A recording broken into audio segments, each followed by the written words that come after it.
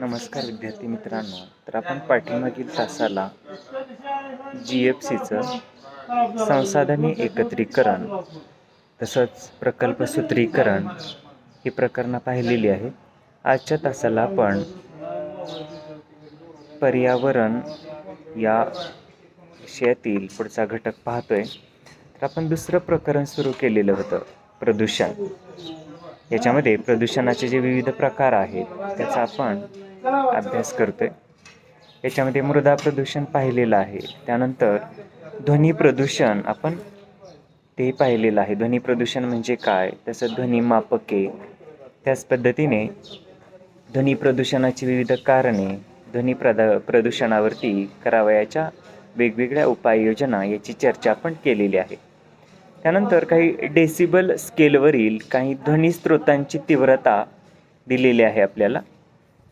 तर श्वास जो आपण घेतो तर त्याची तीव्रता ही 10 डेसिबल असते, जे त्याच्यातून 10 डेसिबल एवढा आवाज येत असतो. तसं जी कुजबूज असते ती 20 ते 30 डेसिबल एवढी असते. ग्रंथालयामध्ये जो वेगवेगळा आवाज असतो तो 30 ते 35 डेसिबल एवढा असतो. तसं कमी आवाजातील जो रेडिओ आहे तो 35 ते 40 डेसिबल एवढा असतो. सामान्य संभाषण जे असतं ते 35 ते 60 डेसिबल एवढ्या तीव्रतेचं असतं. ऑफिसमधला जो वेगवेगळा आवाज असतो तर त्याची तीव्रता ही 60 ते 80 डेसिबल एवढी असते. रहदारी जी आहे रस्त्यावरील तर त्याची जी तीव्रता आहे ती 50 ते 90 डेसिबल एवढी असते. धावणारी मोटारसायकल ही 115 ते 120 डेसिबल एवढी असते. जेट विमानाचे उड्डाण 140 ते 150 डेसिबल असते.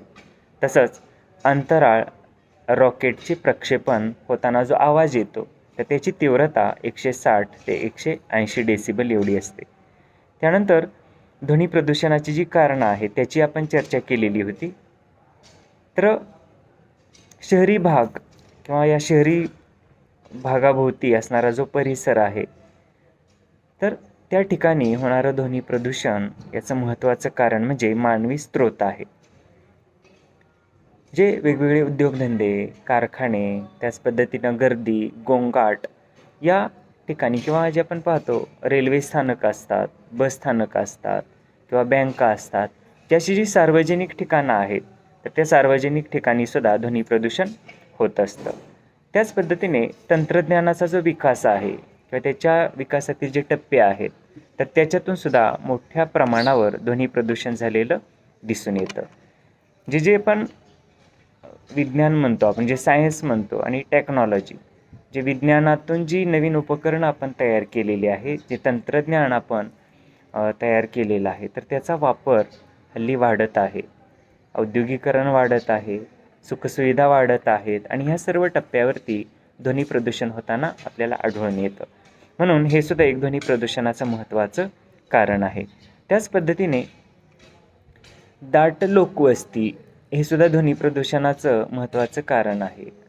ज्या ठिकाणी दाट लोकवस्ती असते, प्रति घनमीटर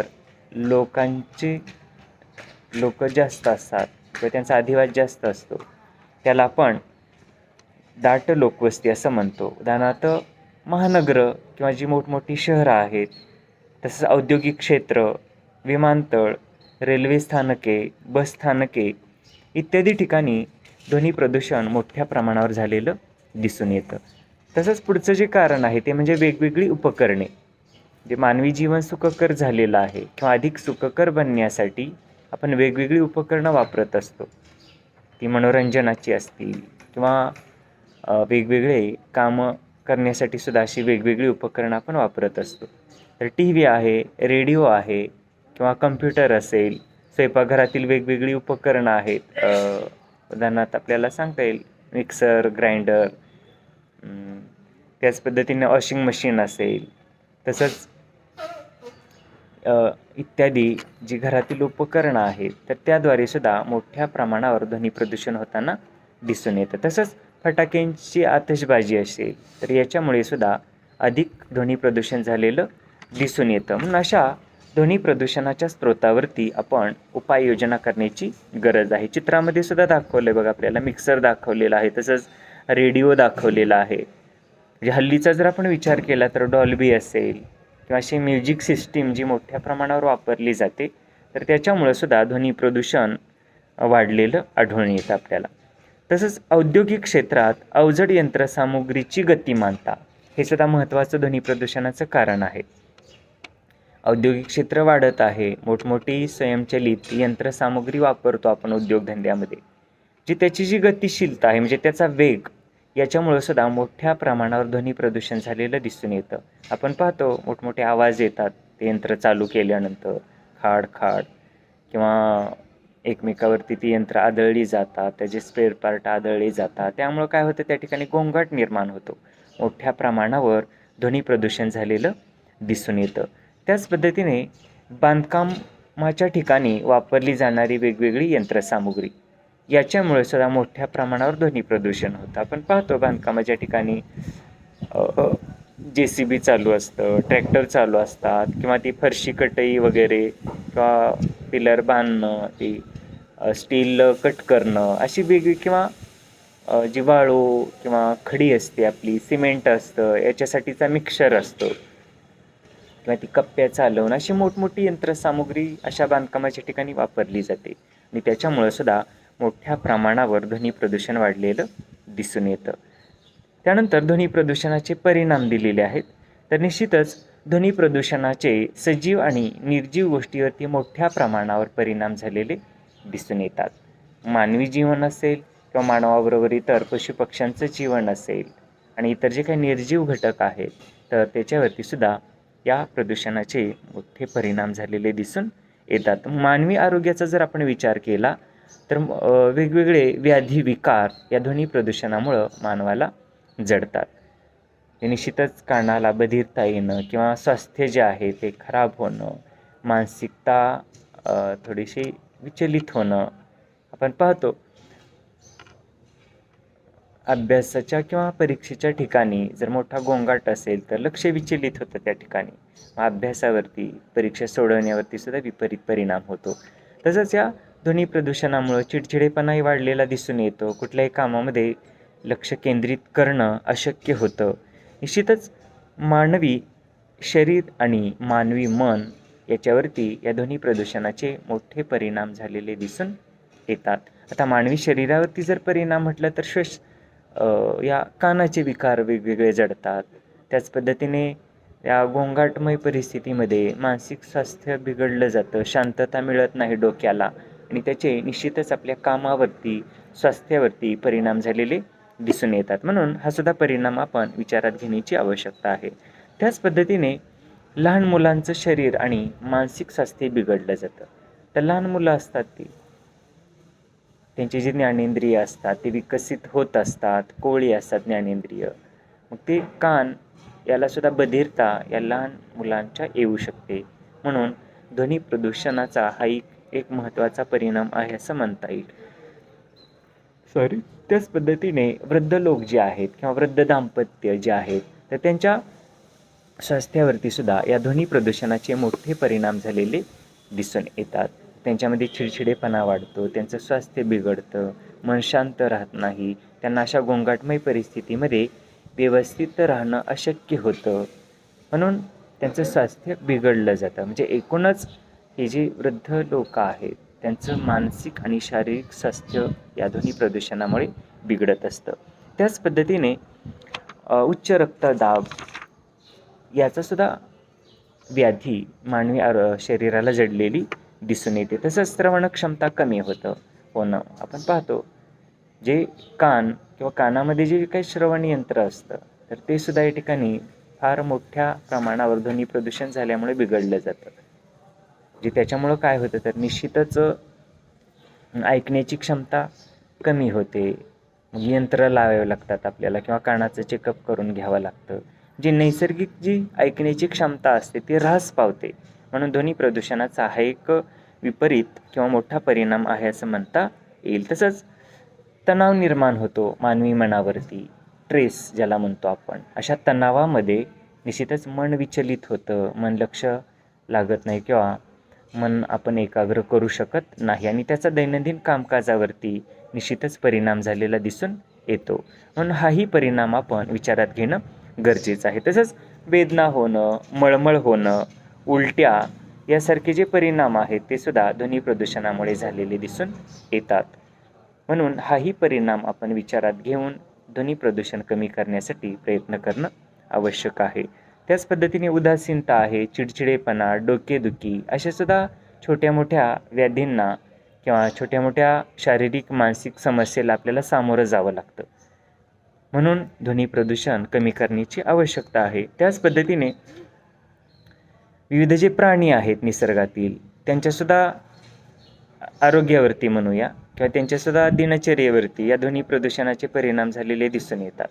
आपण पाहतो मोठमोठी यंत्रसामुग्री किंवा MIDC एरिया असेल किंवा आपले खडी केंद्र असतील किंवा वाहनांचा आवाज, या सर्व आवाजामुळं या पशुपक्ष्यांच्या दिनचर्येवरती सुद्धा वाईट परिणाम झालेले दिसून येतात. त्यांच्यासुद्धा स्वास्थ्यावरती विपरीत परिणाम झालेले दिसून येतात. अशा गोंगाटमय परिस्थितीमध्ये ते जे काही प्राणी आहेत, सर्व पशुपक्षी आहेत, ते राहणं पसंत करत नाहीत आणि निश्चितच त्यांचे अधिवास जे आहेत ते त्या ठिकाणचे संपुष्टात येतात आणि निश्चितच त्या पशुपक्ष्यांचं स्थलांतर त्या ठिकाणी होत असतं आपोआप. म्हणता येईल आपल्याला ह्या ध्वनी प्रदूषणाचा इतर मानवाबरोबरच इतर सजीवांच्या दिनचर्येवरती आरोग्यावरती सुद्धा परिणाम होत असतात. त्याच पद्धतीने प्राण्यामध्ये सुद्धा या ध्वनी प्रदूषणाचे विविध दुष्परिणाम नोंदवले गेलेले आहेत. म्हणजे जे काही संशोधन होतात, जे रिसर्च केलं जातं, त्यामधून हे निष्कर्ष हाती आलेले असतात. जे वेगवेगळे प्राणी आहेत, उदाहरणार्थ एक छोटंसं उदाहरण आपल्याला सांगता येईल बघा या ठिकाणी. तर मित्रांनो, असे काही प्रयोग केलेले असतात. एक असाच प्रयोग झालेला आहे. गोपालन म्हणजे ज्या ठिकाणी गायी पाळल्या जातात त्या ठिकाणी संगीताचा उपयोग केला गेला बघा. जे दररोज दूध काढलं गेलं आणि काही दिवस संगीत लावून, चांगलं म्युझिक लावून दूध काढलं गेलं, तर त्यावेळेस म्युझिक लावून जे दूध काढलं तर ते दूध जास्त निघलं इतर दिवशीपेक्षा.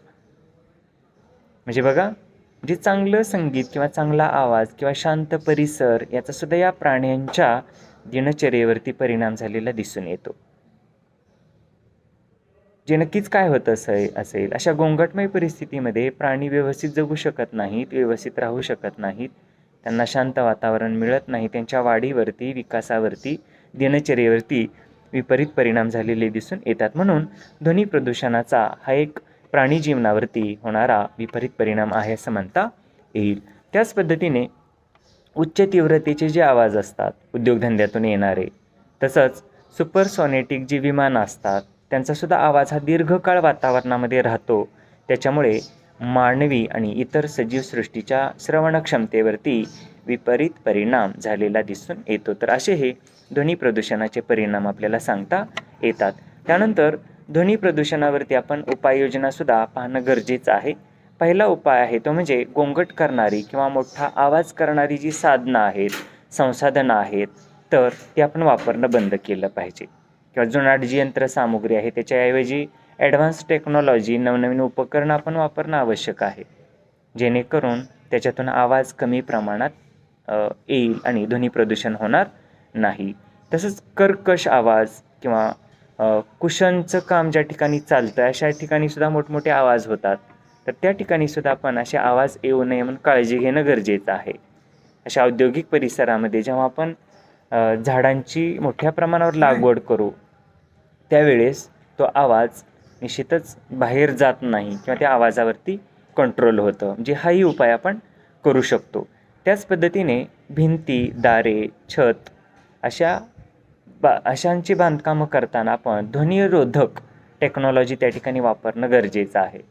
जे तो ध्वनी त्या ठिकाणी विरला जाईल, त्या ध्वनीची तीव्रता त्या ठिकाणी कमी होईल अशी टेक्नॉलॉजी आपण किंवा ज्याला आपण आधुनिक टेक्नॉलॉजी म्हणतो तिचा वापर करण्याची आवश्यकता आहे. त्याच पद्धतीने कारखान्यातील कामगारांना आपण कानामध्ये घालण्यासाठी इतर जे काही प्लग्स असतात ते देणं गरजेचं आहे, जेणेकरून त्यांची श्रवणक्षमता जी आहे ती सुदृढ राहण्यासाठी मदत होईल आणि त्यांचं निश्चितच आरोग्य सुधारलं जाईल. म्हणून हाही उपाय आपण करणं आवश्यक आहे. तसंच औद्योगिक क्षेत्राजवळ किंवा जिथं गोंगाट असतो तिथं निवासी संकुलं बांधणं किंवा त्या ठिकाणी शाळा बांधणं, शाळा चालू करणं, हे सुद्धा आपण थांबवणं गरजेचं आहे. कारण हल्ली पाहतो आपण औद्योगिकरण वाढत आहे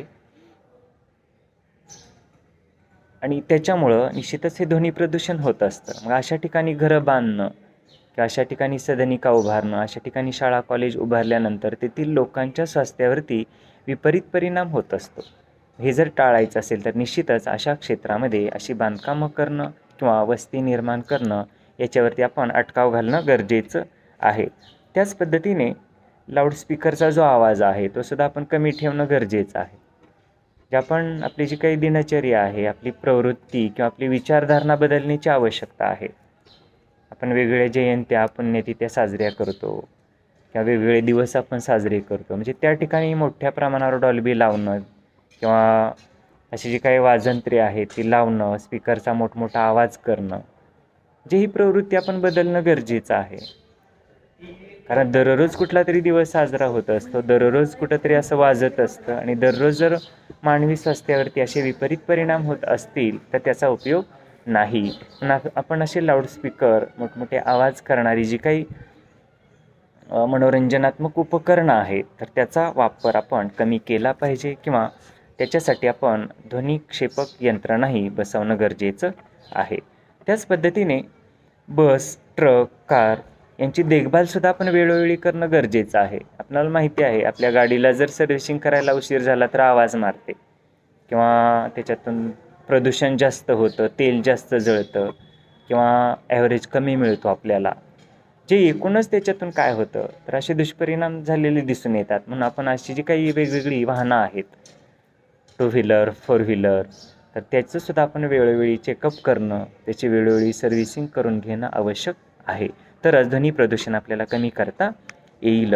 त्याच पद्धतीने पर्यावरण संरक्षण कायदे जे केलेले आहेत त्याचे आपण पालन करणं आवश्यक आहे.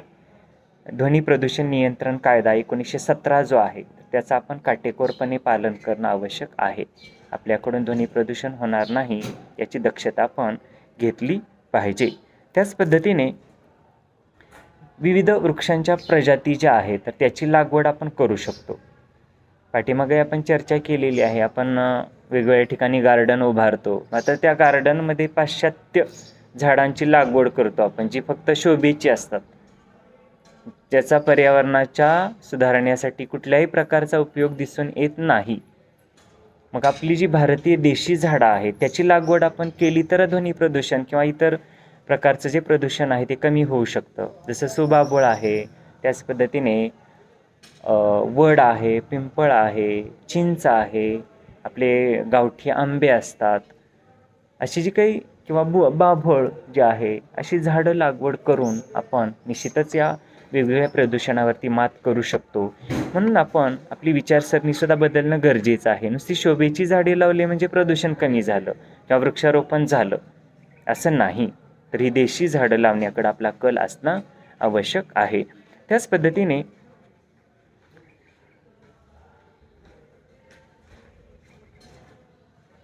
वेगवेगळे आपण हरितपट्टे निर्माण करणं गरजेचं आहे. जसं पाठीमागेही शिकलो आपण, देवराई वन निर्माण जशी आपण करतो तसे हरितपट्टे निर्माण करणं आवश्यक आहे.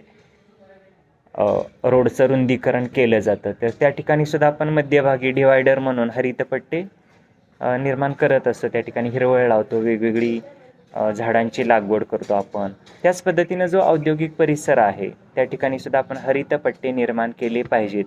वेगवेगळे फुलांचे ताटवे किंवा रॉकरी तयार केल्या पाहिजेत किंवा जी हिरवळ म्हणतो आपण तीसुद्धा त्याचे पट्टे तयार केले पाहिजेत. वेगवेगळी जी देशी झाडं आहेत ते आपण त्या रस्त्याच्या दुतर्फा लावणं गरजेचं आहे. तर असे हरितपट्टे जेव्हा आपण तयार करू तेव्हा ध्वनी प्रदूषणावरती आपल्याला मात करता येईल. उदाहरणं दिलेली आहेत बघा. ऑस्ट्रेलियन बाभूळ म्हटलेलं आहे, तसंच आंबा, करंज, बांबू किंवा मगाशी म्हटल्याप्रमाणे वड, पिंपळ, उंबर अशी जी काही देशी झाडं आहेत आणि एकदा लागवड केल्यानंतर ती दीर्घकाळ राहतात किंवा त्यांचं आयुर्मान जास्त असतं, अशा झाडांची लागवड आपण करणं आवश्यक आहे. त्यानंतर ध्वनी प्रदूषण नियंत्रण कायदा दिलेला आहे 2017. तर हा कायदासुद्धा आपण अभ्यासणं गरजेचं आहे. निश्चितच या कायद्यानुसार आपण 100 मीटरच्या परिसर, ज्या ठिकाणी संवेदनशील भाग आहे तिथून 100 मीटरचा परिसर आपण शांततामय ठेवणं गरजेचं आहे. जसं शाळा कॉलेज असतील, न्यायालय असतील किंवा दवाखाने असतील, रिसर्च सेंटर असतील, जे त्या परिसरामध्ये आपण शांतता ठेवणं गरजेचं आहे. हे या 2017च्या कायद्यानुसार आपण त्याचं पालन करणं गरजेचं आहे. किंवा या अधिनियमाचं आपण कदापि उल्लंघन करता कामा नये, तशा तरतुदी केलेल्या आहेत. जर उल्लंघन झालं तर आपल्याला निश्चितच आर्थिक दंड किंवा आपल्याला कारावाससुद्धा त्या ठिकाणी होऊ शकतो. म्हणून आपण या कायद्याचं तंतोतंत पालन करणं आवश्यक आहे. दिलेलं आहे डेसिबलमध्ये ध्वनी प्रदूषण मापक. औद्योगिक क्षेत्रामध्ये रात्री 10 ते पहाटे 6पर्यंत 75 डेसिबल एवढा आपला तिथल्या यंत्राचा आवाज आपण ठेवू शकतो. तसंच व्यावसायिक क्षेत्रामध्ये 65 डेसिबल आहे. निवासी क्षेत्र असेल तर 55 डेसिबल एवढा आवाज होणं गरजेचं आहे. तसंच शांततामय परिक्षेत्र जे आहे, जसं रुग्णालय, शाळा असेल किंवा वृद्धाश्रम असतील, तर अशा ठिकाणी आपण 50 डेसिबल एवढी आवाजाची तीव्रता ठेवणं आवश्यक आहे. हे झालं रात्रीचं. आणि दिवसाचा जर आपण विचार केला तर औद्योगिक परिसरामध्ये 70 डेसिबल, व्यावसायिक क्षेत्रामध्ये 55 डेसिबल, निवासी क्षेत्रामध्ये 45 डेसिबल आणि शांतता परिक्षेत्रामध्ये 40 डेसिबल, जे साधारणतः दिवस आणि रात्र याच्यामध्ये 5 ते 10 डेसिबलचं अंतर आहे. जे दिवसा ही तीव्रता आपण 10 डेसिबलनं, रात्रीपेक्षा 10 डेसिबलनं कमी ठेवणं आवश्यक आहे. तरच आपल्याला अशा ध्वनी प्रदूषणापासून धोका संभवणार नाही. त्यानंतर मित्रांनो, घन कचरा व्यवस्थापन अशी एक संकल्पना आहे पुढं. तर निश्चितच आपण पाहतो कचरा हे एक मोठ्या प्रमाणावर प्रदूषणाची समस्या बनलेली आहे. प्लॅस्टिकचा वापर करतो आपण, किंवा शेती क्षेत्रातील टाकाऊ पदार्थ असतील, किंवा हॉटेलमधून मोठ्या प्रमाणावर अन्नधान्याची जी वेस्ट होतं किंवा जो आपण टाकून देतो, तर त्याच्यामुळं सुद्धा या कचरा वाढलेला दिसून येतो आपल्याला. या कचरा वाढीमुळं निश्चितच शहराचं, त्या परिसराचं सौंदर्य खालावलं जातं आणि त्या कचऱ्यामुळे मोठ्या प्रमाणावर समस्या निर्माण होतात. वायू प्रदूषण होतं, त्या परिक्षेत्राचं सौंदर्य कमी होतं. तसंच या घनकचऱ्यामुळं माती प्रदूषण वाढलेली सुद्धा दिसून येतं आपल्याला. त्याच्यामध्ये प्लॅस्टिक असतं, काय म्हणूया त्याला, न विघटन होणारं प्लॅस्टिक असतं, त्याच्यामध्ये काच असतात. ज्या घनकचऱ्यामध्ये औद्योगिक परिक्षेत्रातून आलेला कचरा असतो, वैद्यकीय क्षेत्रातील कचरा असतो, ॲग्रिकल्चर फील्डमधील कचरा असतो, किंवा आपल्या घरातून कचरा त्या ठिकाणी येत असतो, अशा वेगवेगळ्या कचऱ्यामुळं ही समस्या निर्माण झालेली दिसून येते. दिलेलं आहे घनकचऱ्यामध्ये काय काय आहे ते. जसं वाया गेलेलं अन्न म्हटलं आहे, घरं बांधताना जे वेस्ट मटेरियल होतं, तर तो सुद्धा हे घनकचऱ्यामध्ये येत असतं. तसं द्रव रूपातील कचरासुद्धा या घनकचऱ्यामध्ये येतो. उदाहरणार्थ आपल्याला सांगता येईल MIDC एरियामधून जे दूषित पाणी येतं, तर ते सुद्धा या घनकचऱ्यामध्येच मिसळलं जातं. त्याच पद्धतीने वायू स्वरूपात नसणारा जो कचरा आहे थोडक्यात, तर तो या घनकचऱ्यामध्ये येतो. तसंच म्युन्सिपाल्टी असेल, औद्योगिक परिसर, या ठिकाणी चालणारी जी कामं आहेत, तर त्या कामातून सुद्धा घनकचरा निर्माण होत असतो. या सर्व गोष्टीला आपण घनकचरा असं म्हणत असतो. म्हणून या घनकचऱ्याचं सुद्धा आपण चांगल्या पद्धतीने विघटन करणं, त्याचं आपण सॉर्टेज करणं, त्यावरती प्रक्रिया करणं आवश्यक आहे. दिलेलं आहे मित्रांनो, आपला कचरा जाणून घ्या असं म्हटलं आहे, आणि त्याचे विघटन होण्यासाठी किती वेळ लागतो हे सुद्धा आपण लक्षात घेणं गरजेचं आहे. तर फळांचं जे वेस्टेज मटेरियल आहे, टरफल वगैरे, तर ते विघटन होण्यासाठी 3 ते 4 आठवडे लागतात. तसंच केळी वगैरे आहे, त्याचं जे साल्ट आहे, तर ते सुद्धा 3 ते 4 आठवड्यामध्ये त्याचं विघटन होत असतं. तसंच आपण पुठ्ठ्याच्या ज्या बॅगा तयार केलेल्या असतात तर त्याचं 1 ते 2 महिन्यामध्ये विघटन होत असतं. तसं स्वेटरसारखे जे काही उलनचे कपडे असतात त्याचं 1 वर्ष लागतं त्याचं विघटन व्हायला. लाकूड जे आहे ते 10 ते 15 वर्ष त्याचं विघटन होण्यासाठी कालावधी लागतो. तसं ज्या प्लॅस्टिकच्या बॅगा असतील किंवा ज्याला आपण लेदरच्या बॅगा वगैरे म्हणतो, तर त्या बॅगा विघटन होण्यासाठी 40 ते 50 वर्ष लागतात. किंवा लेदरचे जे आपले बूट्स वगैरे असतात तर त्याचं विघटन होण्यासाठी 40 ते 50 वर्ष लागतात.